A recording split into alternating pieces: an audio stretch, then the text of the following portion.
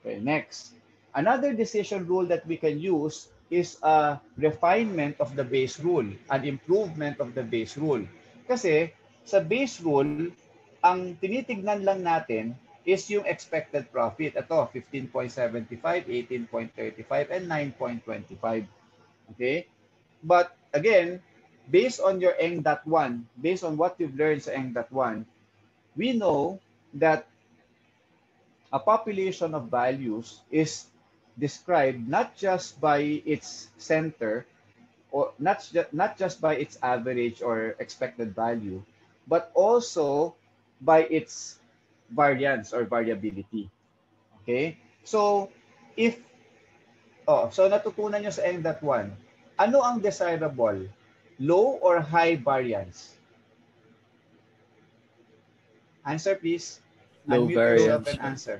Low or high variance is desirable? Low variance. Low variance is desirable. Correct? So therefore, you do not want your profit to have very high variability. Okay? Kasi pag sobrang taas ng variability, ibig sabihin, ang laki ng risk. Okay? Para lang yung stock market, di ba? Pwedeng ang laki ng kikitain mo in a day, pwede rin ang laki ng loss mo in a day. So yung extreme values nun, yung high and lows nun, ang wide ng range, ang wide ng variability, which means that it is very risky to put your money in the stock market for that very reason of high variability. Okay? And therefore, this is what this decision rule is trying to avoid. Okay? It avoids high profits. Okay? Kunyari, itong 18.35. Siya yung pinakamataas na profit under base rule. So, pipiliin mo siya. Pero, kapag titingnan ko yung individual profit values niya, tapos, example lang ha, ang laki ng extremes niya. Yung highest and lowest value niya, ang laki ng range. Okay? So, if I scan through the data here, ang malaki ang range. Ito, ang range na to is from 12 to 25. Nakikita niyo yan? 12 to 25. Lowest and highest value. 12 to 25. Dito, lowest is 10, highest is 25. Dito sa alternative 3, okay, alternative 3, lowest is negative 20, highest is 40. So by just looking at the profit values of each alternative, sino sa tingin nyo ang pinakamalaki ang variance? Si A3 po. Si? A3. Alternative 3, di ba? Kasi ang variance nito, no, ang range nito, yung from the lowest to the highest value is 60 pesos or 60 million, no? If the data is in millions, 60 million 'yon, yung variability. Okay? Whereas dito 13 million lang, dito 15 million. Okay? Ang laki ng variability nito. So, what this method, itong letter F na to, no? What this method avoids is an alternative, okay? An alternative with a high expected profit and a high variance also. Kasi kapag malaki yung expected profit mo, tapos malaki rin yung variance mo, ang mangyayari, if you look at this formula, okay, if you look at this formula, pag profit yung data mo, this formula will choose the alternative with the maximum expected profit minus variance. Itong K is just a constant, no, that we arbitrarily assign.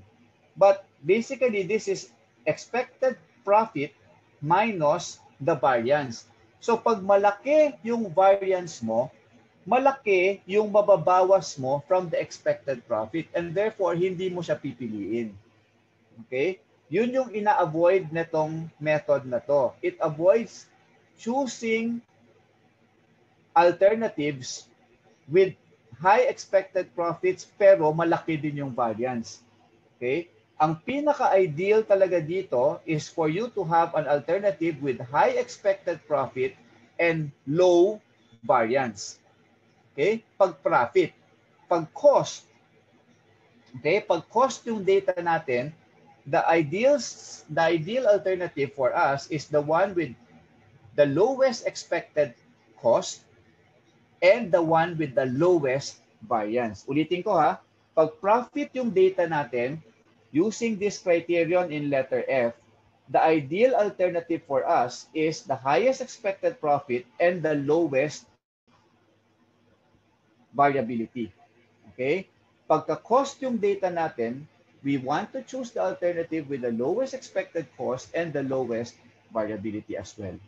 Okay? Such that if we follow this formula, okay, tatandaan nyo ha, pag profit yung data,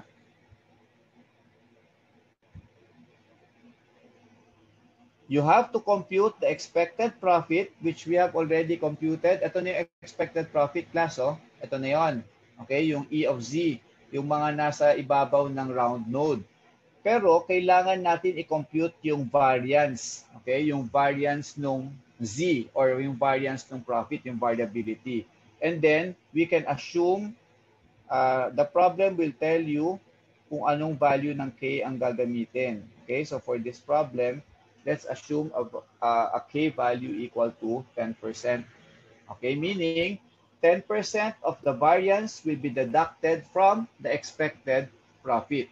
So ang gagawin natin, ano ang improvement na gagawin natin sa base is after computing the expected profit in this column here, okay, in this column, what we will do is we will subtract from this expected profit the variance, or since K is 0.1, no, 10% of the variance of these profit values bago tayo mamimili. Kung sino yung pinakamataas, after subtracting the variance, yun yung alternative na pipiliin natin. Klaro ba, class?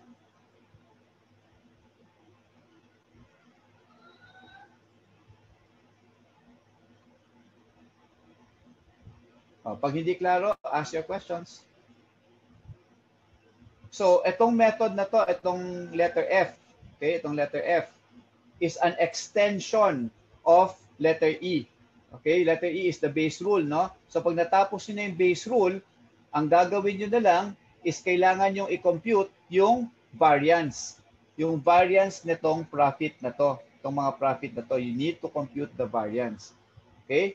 So, the extension is, what is the variance, okay, of this? Alam niyo yung symbol ng variance, no? Sigma squared. Ano yung variance nito?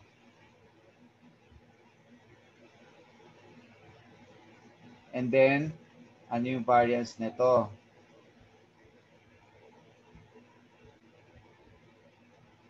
Okay, this is for alternative 1, profit of alternative 2, profit of alternative 3. What are the variance values? Okay, so, then pag na-compute na natin yung variance ng mga ito, get 10% of the variance and subtract it from the expected profit, and then we come up with the decision. Okay? So, ang tanong, any of you still remember the formula for variance? Please unmute and then tell me.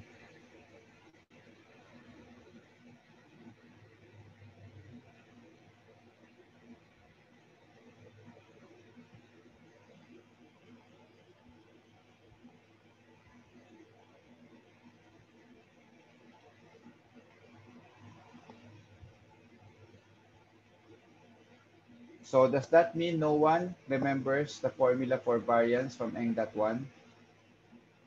So I told the other class, if you are an industrial engineer, you graduate as an industrial engineer, there are some questions that people will ask you, that people will run to you if they have problems on expected values and variance, i.e. sa mga tinatakbuhan. If they have problems on net present value, IRR, i.e. sa tinatakbuhan.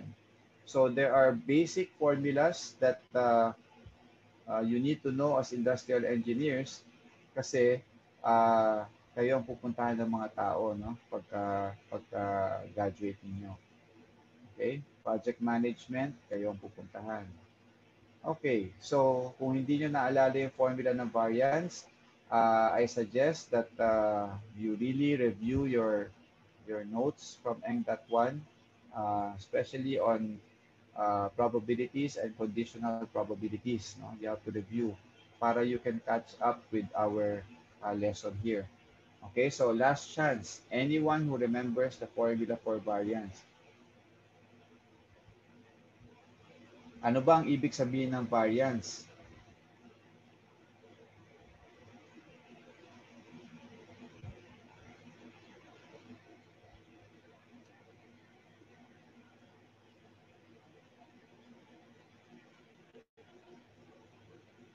Okay, I have 23 very quiet souls in my class. I don't know if you are just logged in or if you are really there. So I hope you can make me feel your presence and know that you're there. Ay, sir, inaalala pa po yung formula. Sir, Yes. sir, tam po ba yung variance? Yes, Joanna. Sir, Yes, Miguel. Anyone? Sir, variance is expected value of x squared minus expected value of x parenthesis squared. Okay. So in your ENG.1, as I've said, your random variable is x, your probability distribution is f of x, and your expectation of x is e of x, and then your variance of x is sigma squared x. And the formula, so instead of using x as our random variable, we will use z. Okay? Kasi yung z yung ano natin yung z yung random variable natin dito. Okay? We will use z. So if z is our random variable, then the variance of z will follow that formula, e of z squared, as written here on the left side of your screen, e of z squared minus expected value of z, or expected profit quantity, squared. So if you look at this formula, class, okay, thank you for that, no? Si Miguel ba yung sumagot? Salamat. Okay, if you look at this formula, we already, as I've said, no, we already know this. We already know this. Alam na natin itong expected z. So kung babalikan natin yung base rule, sabi ko, letter F is an extension of the base rule. So alam na natin, ito yung E of Z na column. Okay? Yan, no? E of Z. Okay? So yan yung mga E of Z values natin. So all we need to compute now is the expectation of Z squared para makuha natin tong variance of Z. Okay? So following this formula, this is what we need to compute. Ito. Kailangan natin i-compute ito. Right? So, expectation of z squared from your ENG.1 is simply the summation of z squared times the probability of z.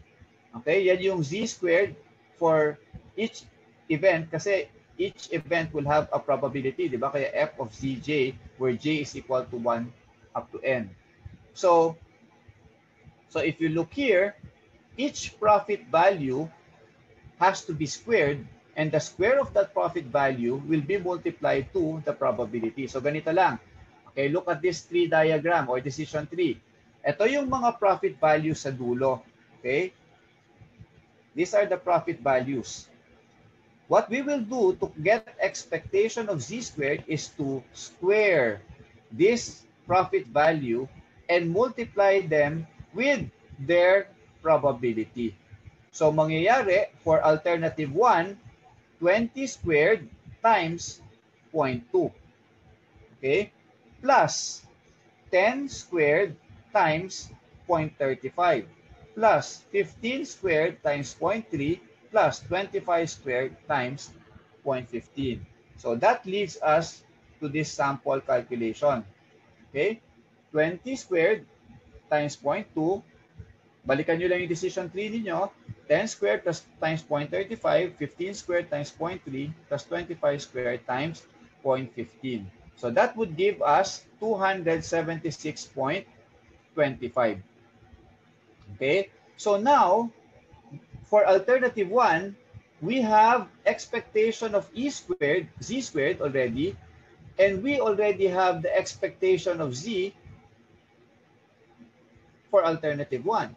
So we can now plug in the values to compute for the variance. So as I move this up, okay, from the decision tree, we can see that the expected profit for alternative 1 is 15.75. Okay, that's the expected profit. Okay, for the variance, we therefore subtract the square of this expected profit from expectation of z squared. So the formula will now be, if susundan nyo to, okay, if you follow this formula, okay, this formula, so E of z squared is 276.25, ito yon, okay, minus 15.75 quantity squared, that would be your variance. Is that clear? Nakuha ba kung saan natin kinuha tong mga values na to? Itong dalawa? Itong dalawang values na to? Gets ba? Yes, sir. Okay, naintindihan? Okay, so subtract the square of this from 276.25 to get the variance. And we do that for all the alternatives. So for alternative 2, ganun ulit. Ito, alternative 2. Square natin ito. Square natin lahat ng mga profit, multiply by their respective probabilities to get expectation of z squared. And then, subtract the square of this from the expectation of z squared to get the variance. So, tingnan nyo ha, 15 squared times 0.2, 25 squared times 0.35. Ito yon. 15 squared times 0.2, 25 squared times 0.35, yung profit na 12 squared times 0.3, tapos yung profit na 20 squared times 0.15 for alternative 2. You will get a expectation of z squared na 366.95. Okay? And then, alternative 2, yun yung pinili natin kanina sa base rule, 18.35 yung expected profit. So, to get the variance, square this, okay, square this, and subtract it from E of z squared. So, this is what we did here. We squared this, subtract it from E of z squared to get the variance of 30.22. Okay? So, that's the variance. So now, we do that for A3. The same thing. Square the profit values, multiply by the probability, sum it all up. Subtract the square of expected profit from this, you will get this one. So now, after you get the variance, you now have to get yung K value natin, yung 10%. In-assume natin for this problem, 0.1. So you now have to multiply variance with the K value, okay, and then subtract it from your original base rule expected profit. Okay? So, since meron na tayong variance ngayon, okay, alam na natin tong mga variance na to. Right? We know this, we know this, we know this already. All we have to do is apply 0.1 to these variances. Okay? So, multiply and then subtract it from the expected profit para makuha natin yung decision. Okay? So, for A1, okay, for A1, ito yon, yung expected value variance, ito yung expected value variance criterion sa letter F. Expected value minus variance criterion. Okay, so all you have to do is get the expected value for alternative 1 from the base decision tree, subtract 10% of this variance. Okay, 10% of that variance, you will come up with 12.93 as your expected profit minus variance value. Okay, so for alternative 2, same thing. your expected profit is 18.35, and then you subtract 10% of the computed variance of 30.22, you will get an expected profit minus variance equal to 15.33. Okay? And for alternative 3, this is your expected profit minus 0.1 of your variance, which is a big. Di ba kanina sinabi natin na yung alternative 3, yung pinakamalaki yung variance. Okay, ang laki nga ng variance niya, 513. So kahit 10% lang of that is 51, hindi kinaya nung expected profit. Kaya ang lumalabas sa expected profit minus variance is already negative. You're losing money already if you choose this alternative. Okay? So now, since this is profit data, we will now compare all the encircled values, 12.93, 15.33, and 42.07. So the decision rule in letter F is to choose the maximum EV minus VAR value or expected profit minus variance value, yung pinakamalaki. Okay? And therefore, since 15 is the highest, so pwede kong isulat yan dito, that's the max. Mamimili kayo between 12.93, 15.33, and negative 42.07. You will choose the maximum among these three profit minus variance values, and this point is your maximum corresponding to A2.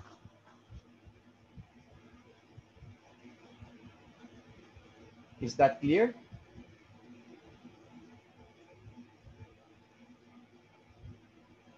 Yes po. Okay, just take note of this formula here. If you're given cost data, same thing. Okay, same thing lang. Kung cost yung given sa inyo sa dulo, okay, dito sa dulo, ganun pa rin, expected cost pa rin. So, yung expected cost ilalagay nyo dito. Siyempre, yung decision rule mo is no longer to maximize. You need to minimize the expected cost. So, pipiliin mo na ngayon yung 9.2. Di ba? Yung pinakamaliit na expected cost. Once you have selected the lowest expected cost, if you want to use the decision rule in letter F, itong expected value minus variance criterion, you have to alter the formula. Instead of subtracting from the profit, you will now add the variance times K to the lowest expected cost, to the expected cost of each alternative. Okay? Kasi, ang idea nung variance kasi, variance is undesirable. So what we want to do is gusto natin maliit lang yung variance. Kaya pine-penalize natin yung profit. Okay? Etong profit na to, we are penalizing this profit by subtracting the variance. Siyempre, pag malaki yung value ng variance, ang mangyayari, liliit yung expected profit mo. Diba? That's why we are saying that variance is used to penalize your expected value.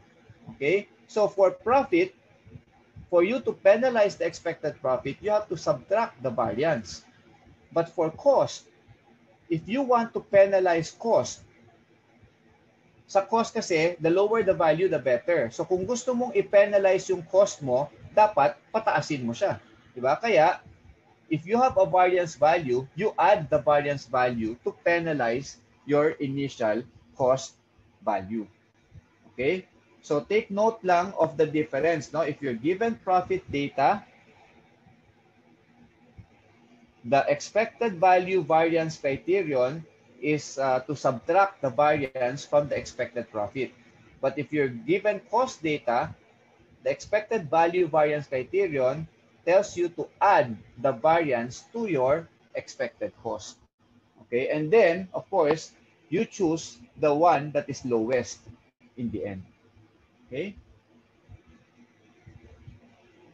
So, those are the two, no? So, the two criterion for decision making under risk would be base rule in letter E, and then expected value, which is base rule pa rin, and the variance criterion, which is letter F, an extension of the base rule.